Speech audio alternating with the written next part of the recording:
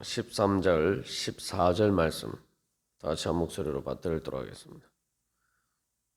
누가 누구에게 불만이 있거든 서로 용납하여 피차 용서하되 주께서 너희를 용서하신 것 같이 너희도 그리하고 이 모든 것 위에 사랑을 더하라.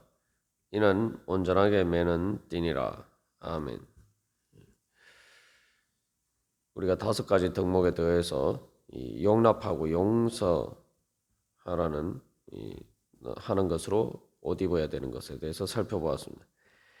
그래서 이 용납하고 용서하는 것은 말 그대로 불만이 있을 때에 우리가 그것을 그 문제를 해결하는 것이기 때문에 우리가 얼핏 생각하면 이게 이제 쉬운 문제가 아닙니다. 그래서 이 불만이라는 것이 어떻게 보면은 우리에게 사실은 마음에 또 삶에 무거운 짐을 지어주는 그러한 것이죠. 그래서 이러한 것을 단순히 그래서 어떻게 그렇게 용납하고 용서하는 것을 옷 입는 것을 좋은 옷을 입는 것인가? 우리가 뭐 다른 사람에게는 좋은 옷이지만 우리 자신에게 과연 이게 정말 좋은 옷, 또 영광스러운 옷인가? 우리가 그런 것들을 생각해 볼 때 정말 용납과 용서한다는 것으로 옷을 입기를 원하는 마음이 잘 생기지 않을 수가 있습니다. 그러나 여기서 기억해야 할 것은 이 새 사람이 입어야 될 옷이란 말이죠. 그래서 우리가 이렇게 용납하고 용서할 수 있는 그러한 옷을 입을 수 있으려면은 바로 이것이 하나님께서 새 사람에게 주신 능력이다라는 것을 기억해야 돼요. 그래서 어제 나눈 것처럼 우리가 용납하고 용서하는 것은 해야지만 사실은 우리 마음 안에 그 불만을 통해서 우리 마음 안에 뿌려진 그런 가시덤불과 엉겅퀴 같은 것들을 제거를 할 수 있고 또 그걸 다른 말로 하면 또 부정과 같은 것인데 그런 여러 가지 인간의 죄와 연약함 때문에 우리에게 닥쳐오는 그런 일종의 죽음의 그림자를 제거할 수가 있다는 거죠. 이게 단순히 다른 사람들에게 그냥 뭐 은혜를 베푼다 이런 문제 이전에 사실 우리 자신에게도 이게 중요한 옷입니다. 그래서 우리가 이 용납과 용서로 옷 입는 것이 정말 그 입기가 참 부담스러운 옷이다 이렇게 생각할 수 있지만 용납과 용서로 옷 입지 않으면은 우리가 무슨 옷을 입고 있어야 됩니까? 불만의 옷을 입고 있어야 돼요.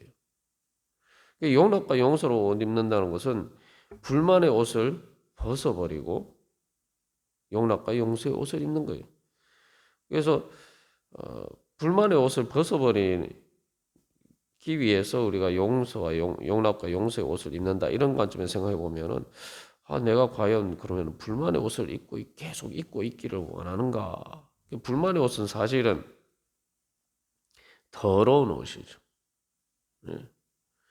우리가 뭐 불만이라는 게 내가 이제 길에 지나가다가 갑자기 그 빗물이 고여 있는 곳에 차가 지나가면서 그 빗물이 튀어가지고 내 옷에 튀어서 내 옷이 엉망이 되었단 말이죠. 우리가 그런 일을 겪는 것이 이제 전형적으로 이제 불만이 생긴 것과 같은 그런 이제 상황과 마찬가지죠. 그래서 불만의 옷을 입었다는 것은 정말 바로 그런 경우예요. 그런 경우는 빨리 옷을 갈아입어야 되죠.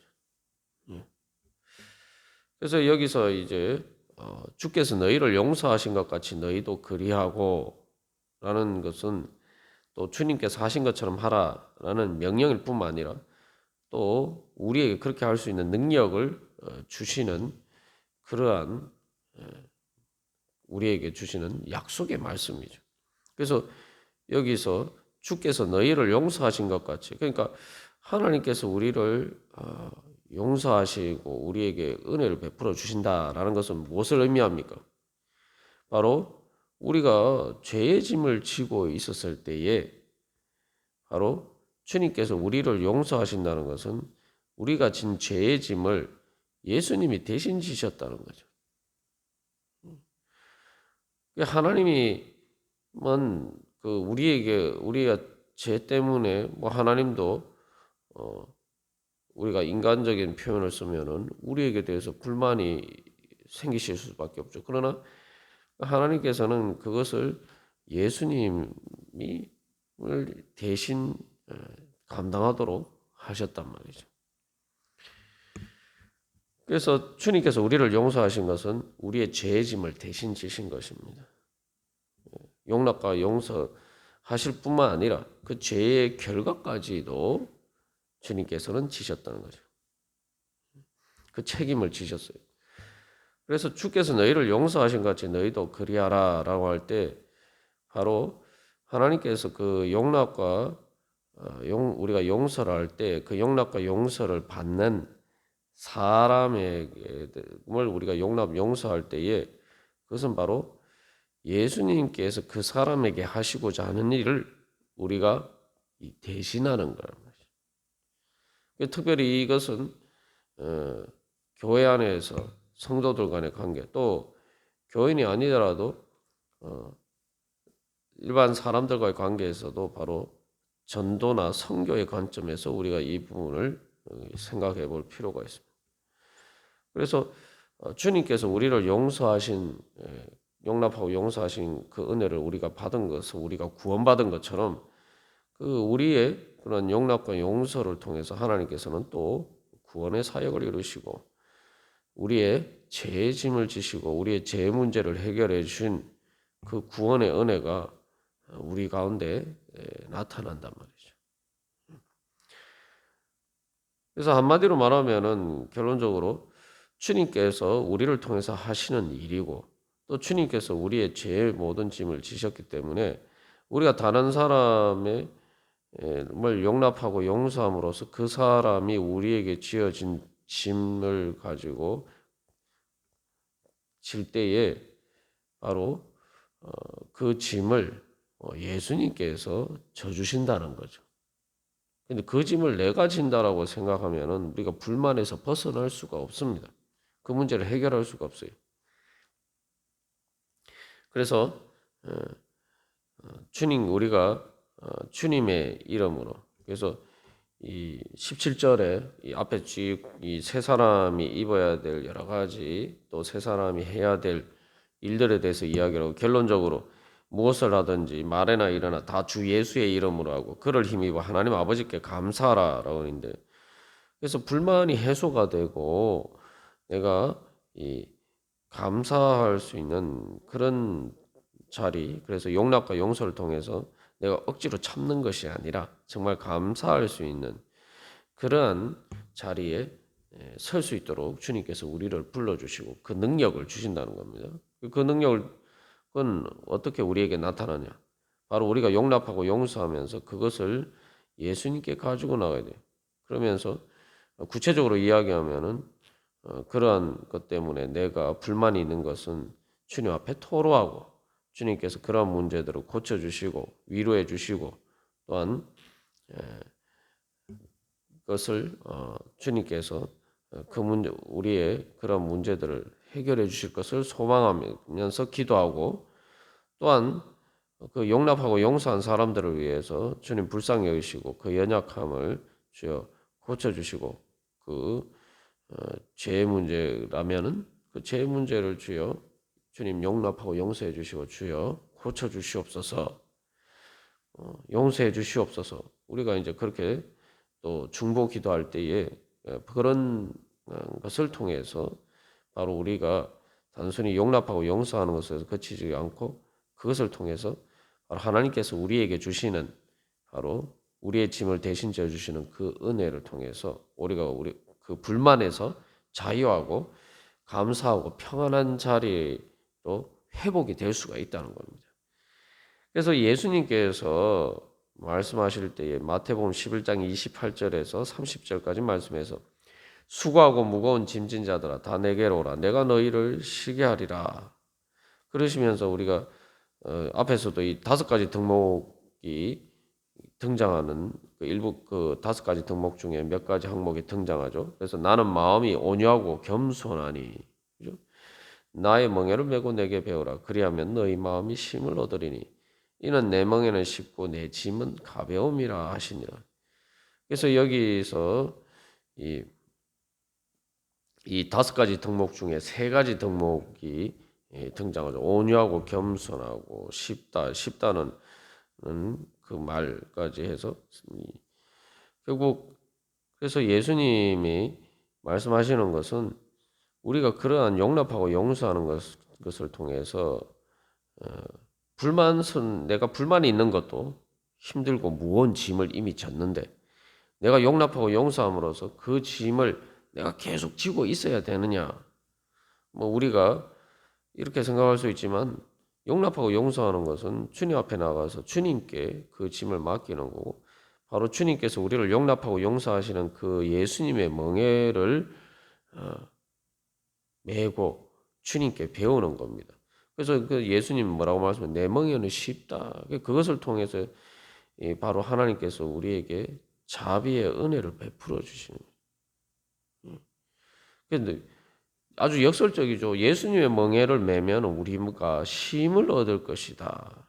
우리가 주님의 이름으로 용납하고 용서할 때에 그것은 내 스스로 용납하고 용서하는 것이 아니라 그것을 가지고 주님 앞에 나아갈 때에 우리가 주님께서 우리의 그 짐을 주시고 주님께서 나를 또 용납해 주시고 용서해 주시고 나를 위로해 주심으로 나는 그 사람을 용납하고 용서함으로는 것이 마치 어떤 손해를 본 것이다. 우리가 이렇게 생각하면은 주님 앞에 그 문제를 가지고 나가면 주님께서 내가 그 손해를 본 것보다 더 큰 것으로 위로하시고 채워주신단 말이죠. 그러니까 오히려 안심을 얻을 뿐만 아니라 이제 감사하고 찬양하게 된다는 겁니다.